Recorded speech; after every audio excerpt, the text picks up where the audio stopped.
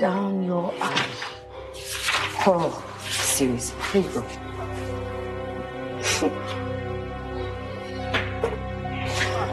It's interesting.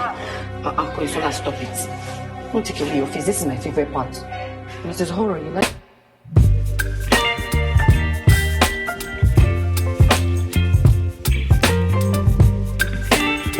Good day everyone, and on this video I am discussing Wura season 2 episode 4 to 8. You know, one thing about Wura is that we are going to keep watching because the story development is just one thing that just keep you going. And on this video I'll be discussing, I don't really know how I want to discuss this. I don't know if I should do character by character or I should do scene by scene, but major things I'll discuss for this episode 4 to episode 8 will involve Coinola, because that question about why will Coinola go and have BDSM with an asthmatic patient? Who does that? And you know, I don't know, Coinola was feeling like, I don't know if it was our caller. Coinola is stressing me. I thought I used to be a fan of Coinola, but this point, she F up. She F up big time. Oh my God, why would she do that? At least if you want to do BDSM, try to do it the right way. Like, seriously, it's crazy, right? I'm just being too dramatic. So we're going to discuss Coinola and how Detective Mag ended up dying while she was trying to get receipts to bring down Wura. It's crazy, right? Then I'm so excited about the cuties. The cuties are back. When I mean the cuties are back, Iya Mide of the Almighty God is back to this series, and you know, I so much love it. I've so much miss Iya Mide because she's a vibe on this show, and every moment we have with her is just always a lovely one. So the quizzes are fully back, and also if you should get to know the very first 4 episodes, we do not have so much of Tumi, or probably we did not even see Tumi, if not just for the very first episode, and the second to the fourth episode, we did not see to me at all. But this episode, now we're able to have a moment where the cuties in full were back, and it was a vibe. So let me just start from the most important, which is the Coin situation. So Coin trying to get Wura turned out to have killed someone. She killed Dr. Mark because they had this BDSM, or they had this moment.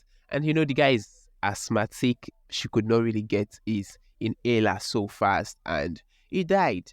I felt like Coin should have literally turned herself for the police, like just come out clean. Because why would she go and one thing was that I was so confused. I'll be asking this question. You guys should tell me on the comment section. Did Coin chop off Max's head, or it was his hand? Because you know, his hand was handcuffed to the bed stand and all of that. So I don't know if it was the hand she chopped off so she can take him out, or his head, because I don't know why Kanye have to do that. And I feel like if she had actually bring herself out, I don't know. I feel so bad for her. But the only thing now that it's now giving is that she is defeated, totally defeated. So she just have to follow whatsoever Wura wants. Now she is Wura's puppet, and that's a period. She can't do anything to Wura. She has to just obey Wura and all of that. But my question is, will this thing actually be an issue or a problem for her while this series is going on? We don't know for now. What I feel it could be. So let me discuss the cuties. The cuties are fully back. Iya Mide is back. But I have a question for production, or probably the storytelling, or the writer, or whomsoever this question is supposed to be directed from the production crew, or from the crew. Why was it that? Because the story seemed not to be adding up anymore. Why am I saying this? From season 1, we were introduced to Fola from the prison when Coin went to the prison or the police station. Then from there, we got to see him working for the Adele case, right? And when he was working for the Adele case, he met Labake there at the Adele case mansion. So if he met her there, and we never saw them having this discussion about haven't known themselves before. It was more about Fola being like a stranger and trying to, and he was always telling Labake what he had suffered, and Labake was just that very compassionate person who was ready to listen to him and tell him that, oh, I lost my child, this and this had happened to me, and they bonded with like their sorrows or like their issues or what they are experiencing was one thing that they bonded with, and they get to know themselves on that or something like that. Then that was how their relationship started, or that was how Labake ended up having a soft spot for him, knowing his struggle and all of that. And she had also experienced something like that. So probably her son haven't been killed or haven't been accused of killing someone. That thing.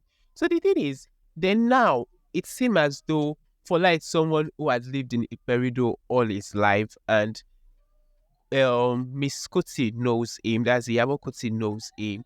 Now they are making it seem as though Labake knows him all along for all her life or all of that. So why was it now like as if then she was meeting him for the very first time?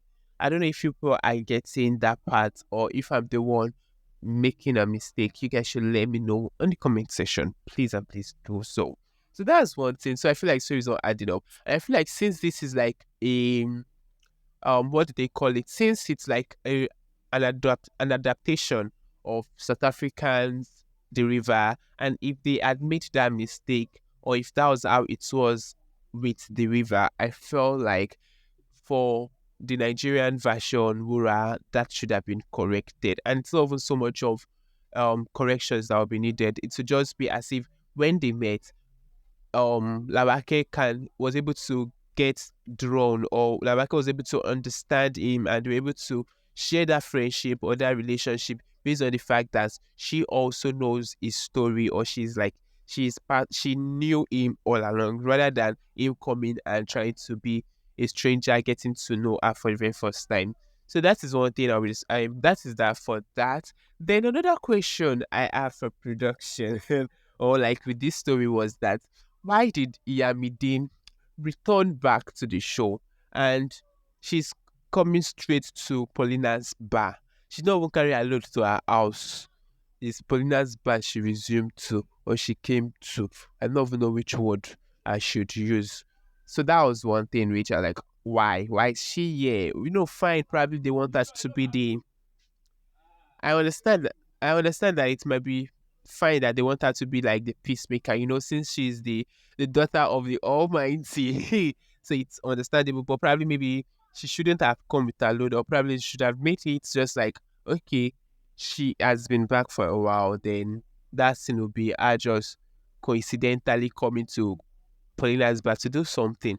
I don't know. So that is one thing I observed with the storytelling or the all of that, which I feel like is not really adding up, which we're supposed to be corrected for the fact that this is an adaptation. So if that mistake was made for the very first with the river, it shouldn't have repeated itself with Wura.